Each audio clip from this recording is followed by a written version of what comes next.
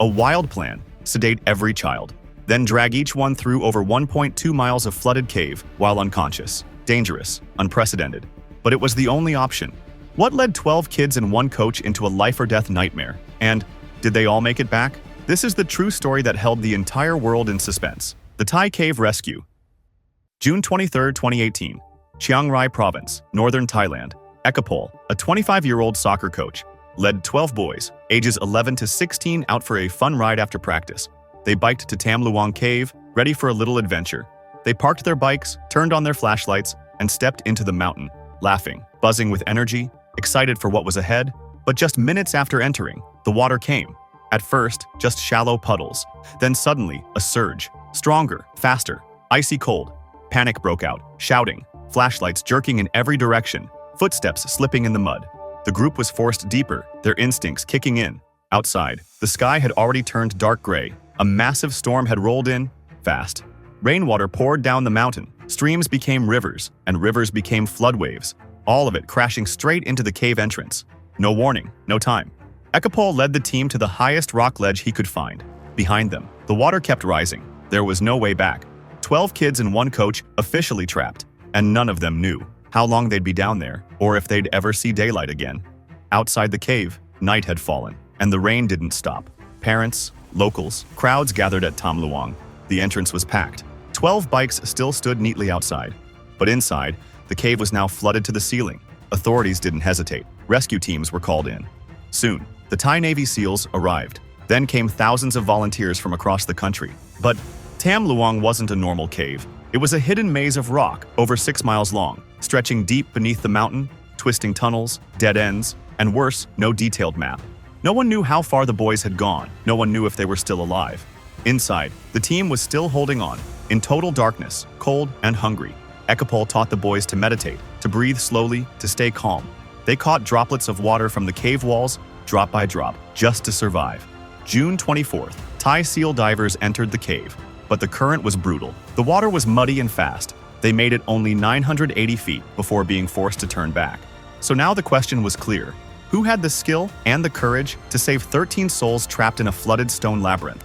The story spread worldwide. News crews from across the globe set up outside the cave. Pressure mounted. Time was running out. June 27, 2018. Rick Stanton and John Valanthan arrived in Thailand, two of the world's top cave divers, British experts with decades of experience. They had led rescue missions in some of the most dangerous caves on Earth. No delays. They went in, laid guidelines, mapped every tunnel they could reach, inched deeper with every dive.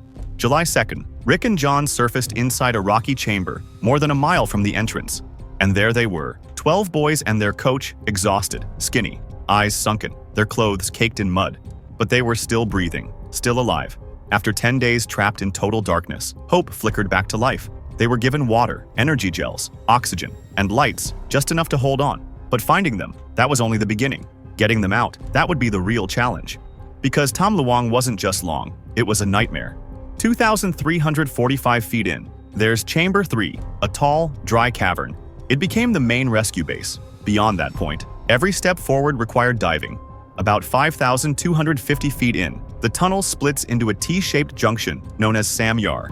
Turn left there, and you hit the tightest section of the entire cave, a V-shaped passage, 16 feet deep, 49 feet long, and completely underwater. To pass through, divers had to tilt sideways, press their bodies flat against rock, push their oxygen tanks in front. The gap was too tight to carry it on their backs. And if they made it through, the nightmare continued. The terrain kept shifting, climbing up slopes, crawling over jagged rock, and diving through long, narrow corridors. The water was pitch black, and the current was strong. At 7,600 feet from the entrance, they reached the chamber. That's where the soccer team was trapped. Given terrain like this, what could the world's best cave divers possibly do to get 13 people out alive? The first plan on the table: teach the boys to dive, have them swim out on their own. But most of them couldn't even swim. Their bodies were weak. Their minds were shattered after 10 days in total darkness. And one panic attack underwater was a death sentence. Just days earlier, on July 6th, tragedy struck. Saman Kunan, a former Thai Navy SEAL, died while delivering oxygen. Experienced, trained, and still, he died. The rescue team understood immediately. Self-rescue was off the table. Next idea: pump the water out. Wait for the rains to stop. But that meant waiting until October. at least 3, maybe 4 more months. Meanwhile, oxygen in the chamber dropped below 20%. Temperatures fell, stress rose, morale collapsed. The longer they waited, the closer death came. Every option was hopeless. And then, one idea emerged. Risky, unthinkable, never done before. Rick made the call to Dr. Richard Harris, an Australian anesthetist and a veteran cave diver. 1 day later, he was on site. The plan? Sedate every boy. Pull them out while unconscious.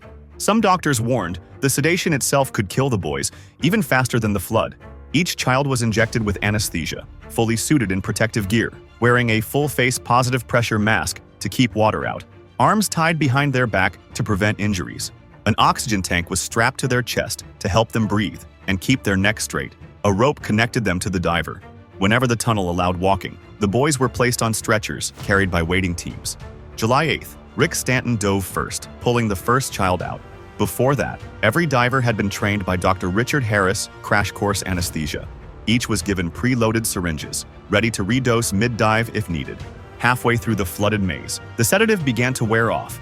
Rick had to stop, inside the dark, rushing tunnel, to inject a second dose. Right there, underwater, in total blackness. After more than 5 hours in the submerged labyrinth, Rick finally surfaced with the first boy. The entire team erupted. A helicopter was waiting. The boy was rushed straight to the hospital. It had begun, the most improbable rescue in human history. One by one, they came out.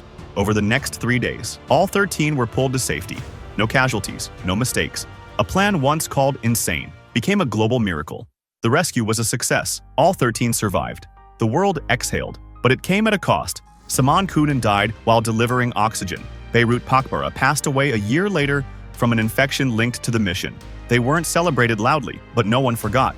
Rick Stanton never called himself a hero. He just did the right thing. Rescuers came from more than 20 countries. Soldiers, divers, engineers, volunteers, united by one mission: save the kids. Even Elon Musk pitched his own solution. It didn't work, but it showed something. The whole world was watching. Breath by breath. Tam Luang left one simple lesson behind. You don't need superpowers to do something extraordinary. You just need to show up when someone needs saving. Was sedating the boys an act of courage or madness? Would you have made that call? Drop your thoughts in the comments. And if this story hit you, share it with someone who would never give up either.